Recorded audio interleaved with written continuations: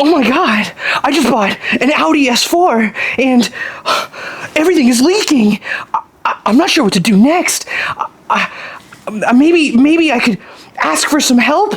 Somebody will help me, please. I can't do this anymore. Ah!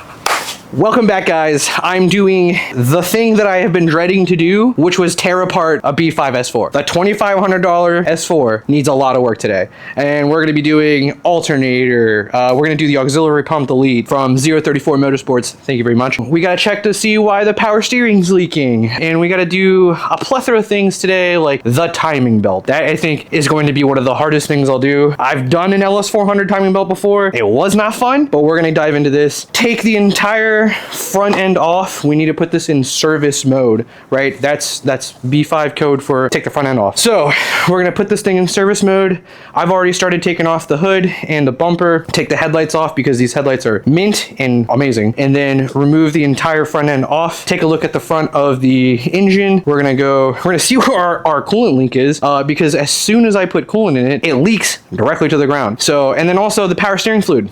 Don't know why, but when we bought the car, it had no fluid in it. So now we gotta check the steering rack, check the return line, the send line, check the pump, see where all the leaks are leading up to, and just do our investigation, our due diligence. So that's what this episode's gonna be like.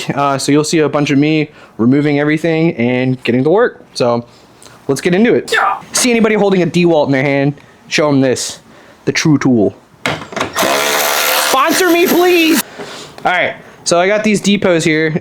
A cool thing about depots, they're not OEM, but they're E-codes. So they don't have like the yellow markers on the side of the lights like North American cars have to because of whatever regulation requires that. But they're worth quite a bit of money, and they have HIDs retrofitted to them. And so what I'm gonna do is carefully remove all the clips. Carefully. Once I get these off, and see, what I like to do is called the tug and pull test. You know what I mean? Just get a little bit of tug and pull, see which one. Oh, we've invented a new problem. Weather stripping removal. And then it just self-cleared itself, so that's cool too. Dude, this thing is so dirty. Like a sport car. All right, take this harness off for the high beam.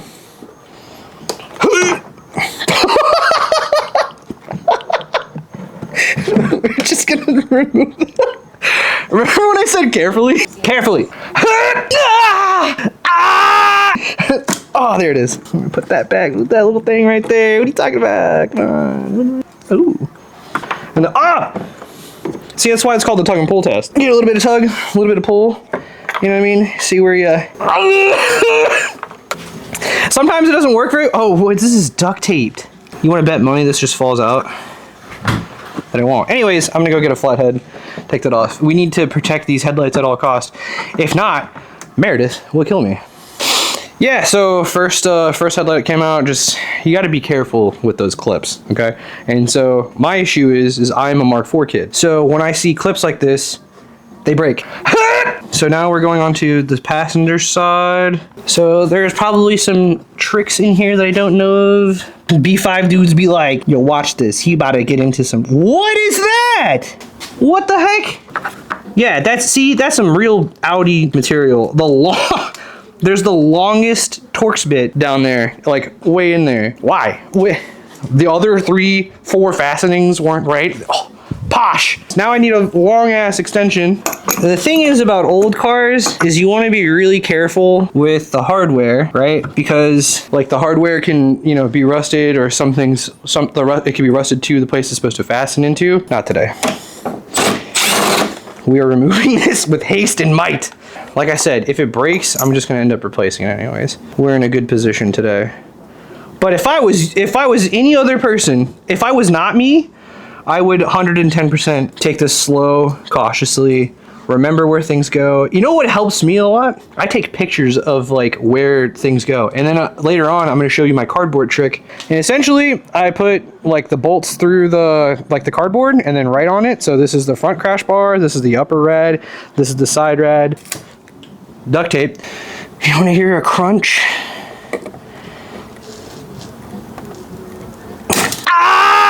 That's the part that makes me the happiest. And there's a good reason why all those those replacements are cheap for all the harnesses, which see something like this. Now look, I actually wouldn't, I'm probably going to replace the clip anyways.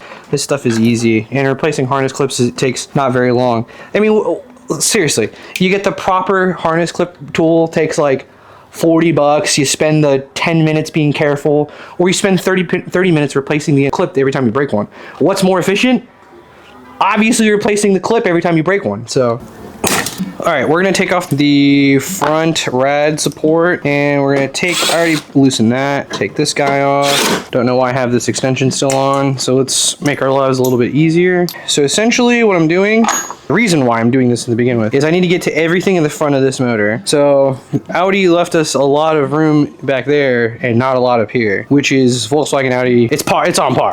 So we're gonna take out all the hardware that leads up to this. Now, I haven't done any research on how this is done, so I'm kind of flying at the seat of my pants. But you know, I think that builds character and invigorates thought and creativity. And in this day and age, where everything is just written to us in a manual, it's important that you get out there and you tackle a $2,500 B5 S4 and you just do stuff. Just do it. It doesn't matter. Just get up. Stop watching this. Actually, leave right now. Stop watching this video and go buy that $2,500 S4. This is not financial advice. I am not liable. I'm gonna start taking bolts out here and just kind of do that, you know, tug and pull method that I was talking about earlier. Will I remember where this stuff goes in the future? Yeah, of course. I don't like this intercooler. I don't know why. Front mounts are cool, I get it. You know what I mean? Like, they look aggressive in certain applications, but we want that OEM plus, not that. Oh. All right, so I'm gonna pop the rad hoses off, get all of the front mount intercooler stuff off because I'm jumping ahead of myself, and let's go from there. It's probably standard, but we don't do that nonsense around here. We're gonna go ahead and take our Milwaukee and take all the intercooler hoses off. The problem is, how do you get to that? You need my small hands? I need your small hands. Give me your strong hand. Maxwell, action shots. I need a shorter one. He needs a short one. Rotate this shit. Strong arms. I know, dude. I'm going to the gym. Hey, bro. Yeah, look at that. Look at that action shot. Going to the gym? Yeah. Hell yeah, brother. My body is a machine that turns running cars into non-running cars. Oh, it went loose and then it went tight. Yay! That's not good. Lefty loosey, righty fighty. Oh, it broke. Did it actually? Okay, it broke off, dude. Look, it's like still fucking in there. Yeah, lefty loosey, righty fighty. No, but you bought a $2,500 fucking B5 S4, dude. Of course the nut is gonna fucking break This man's off. gonna sit here and blame me, okay? This was a sound financial decision, all right? Sound? Make sure you check right now in your garage where all your 10 mils are. They might be out in this. They might be on the streets doing street-like activities. You know what I mean? Check on them. Give them some love. You know, sometimes all they need is a hug. They might act like, you know, they don't want to talk right now, or, you know, be found, and they want to go hide. They're for the streets. They're not for the streets. They just need some love. Oh my God, dude, the intercooler piping on this thing is so gone. Hey, there's that alternator I have to replace. You know what's really good? When the lubrication system for the vehicle is on the pan. I feel like I'm gonna run or crawl under this car and see a rear main seal leak, and but otherwise, like, the rust down here is not bad. Like, the subframe, if we have to do the steering rack, which that's a whole other thing. If I have to do the steering rack and I have to pull stuff, We're fucked. no. That just gives me an excuse to do literally everything on this car. And hopefully, with the luck and the progress that we make and our sponsors who love us dearly, they will provide us with the answers and solutions for the Emperor. And make sure you read your Codex Astartes every night, because it's important. Oh, that's rusty. I don't think I have my tetanus shot. Homeboy, I think, cut that off because it was rubbing on the floor. Or maybe it's self-cleared. Let's see. That is a medical visit waiting to happen. Oh my God. Why is this just sitting here? This looks important. Oh, it's not even attached to anything. No, that is important. That's what makes lights go. So it's like an engine for lights, essentially, and it's very important. Don't mind me, just fighting tetanus.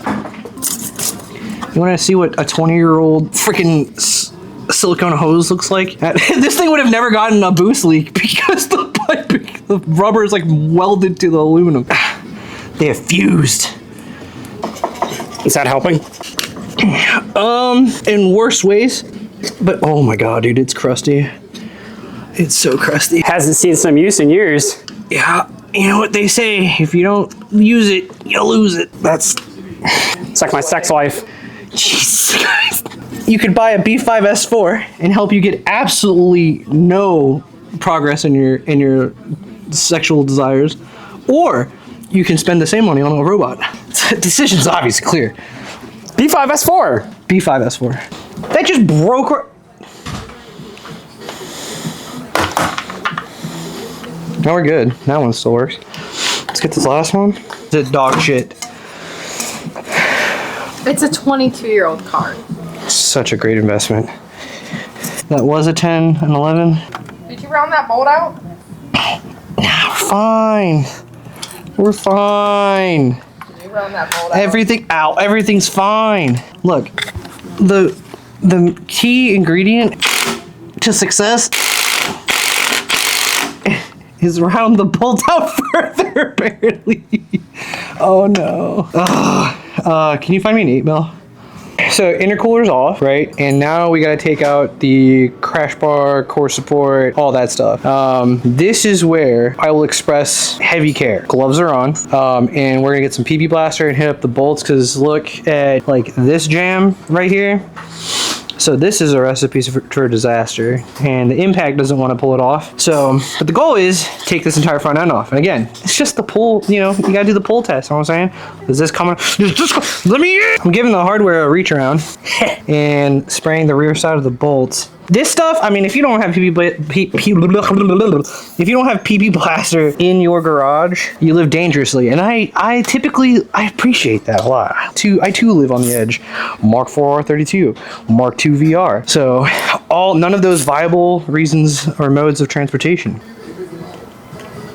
Gone. No damage, but definitely gone. Can't one-handed, two-handed, baby. You know what I'm talking about? You know, biceps for the babes, you know what I'm saying? That went from tight to loose really fast. We're gonna ignore that. Now this stuff probably hasn't been touched ever.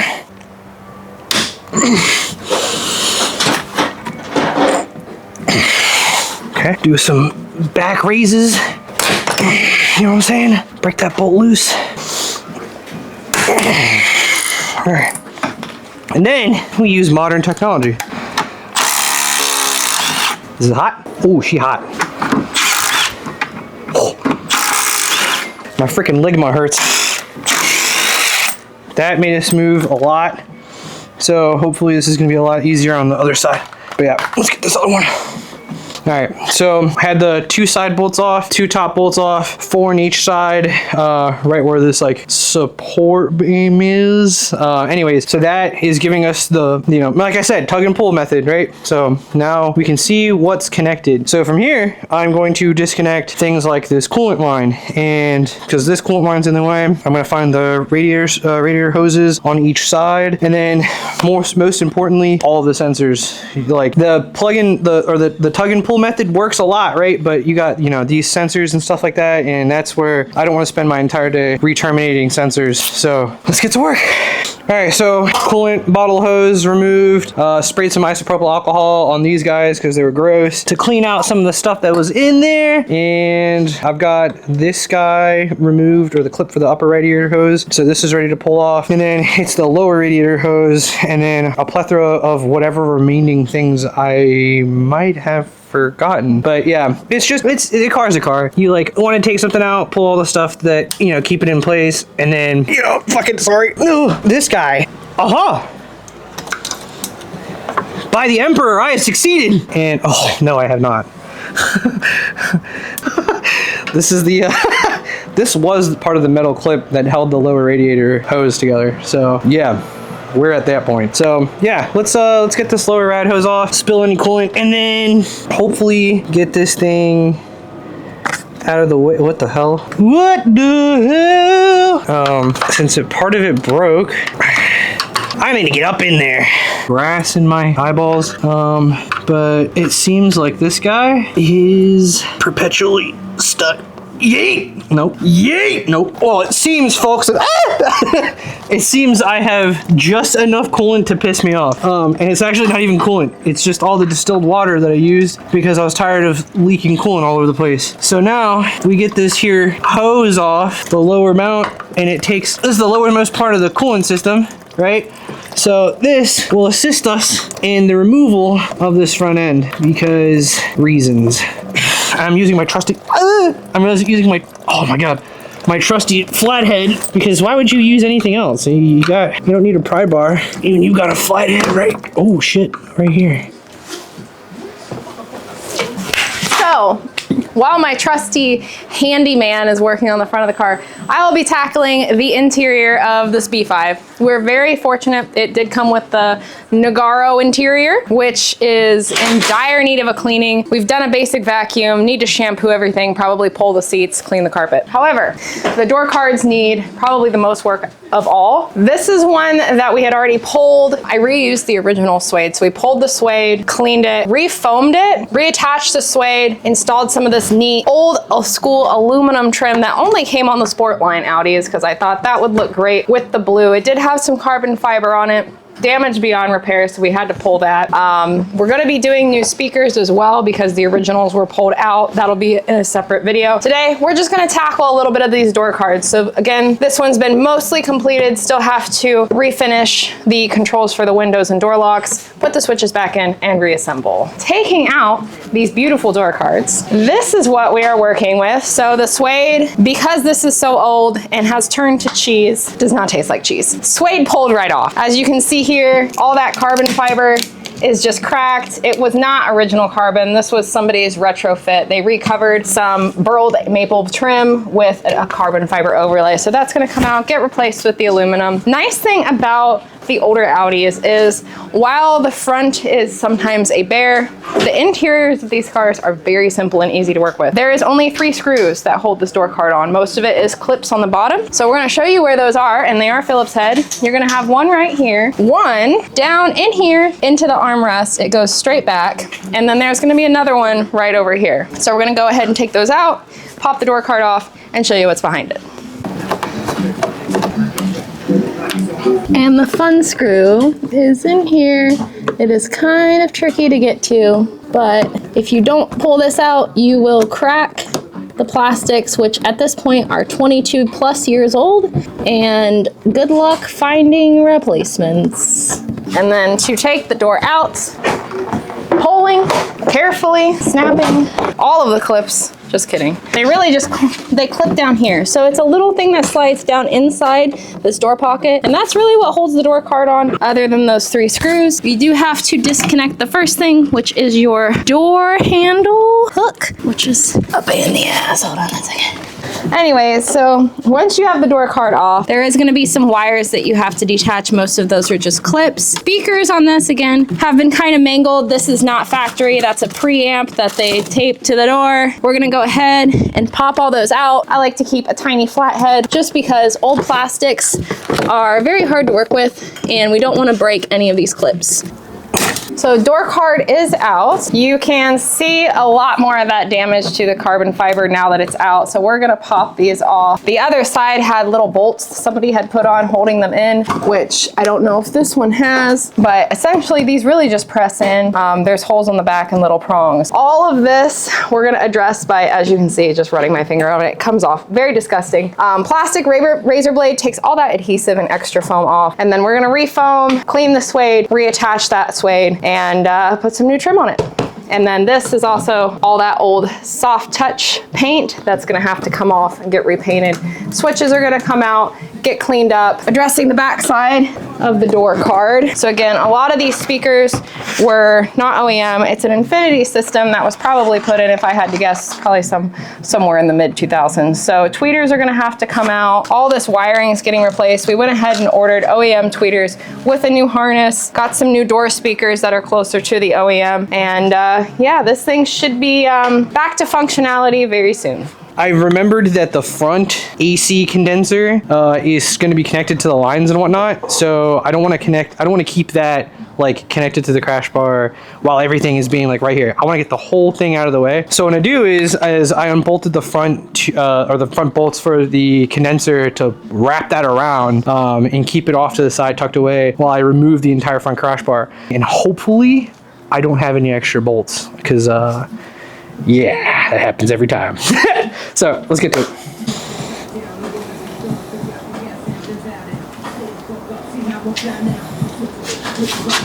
You're wondering how that happened too. I don't know. I literally do not know. Here's the good and bad news. Front rad support just fell out, which is cool. The bad news, I need to take this off. And that. And that.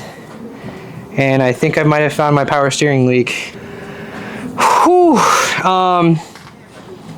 So no worries, right? Because this is exactly what we came here for. It's a $2,500 Audi. You know what I mean? This is it. I know it looks intimidating, but I already have a new alternator, right? This belt is already getting replaced anyways. Our coolant leak is back behind here. So I know that, or the water pump is back here in one particular location or another. So here's the thing. I want to keep this for a while. I got nothing but time, right? I'm going to start buzzing off all the rust, start spray painting stuff black, you know what I mean? Get things a little bit more situated. Probably going to need new fans and probably want to look at getting this replaced with another fan clutch because I don't know how this was running, but the corrosion literally busted this fan and it was melting. It was rubbing back here and it on the intercooler piping. So there's a lot of work to do. But this is the part of the thing. You know what I mean? It's just part of buying a 20-some-year-old Audi. We've got the front end off. I'm gonna do a little bit of just cleaning it up right now, but tomorrow is gonna be the pulling everything off and going through everything, like the timing, the water pump, the alternator, getting all that stuff ready. So that'll be the next video. For now, I'm going to admire 20-year-old Volkswagen engineering. Later.